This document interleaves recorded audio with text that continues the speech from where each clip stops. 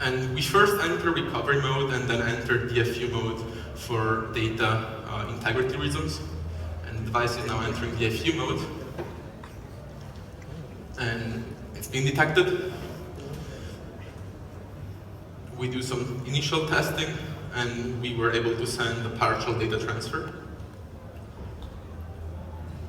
Shellcode is being uploaded.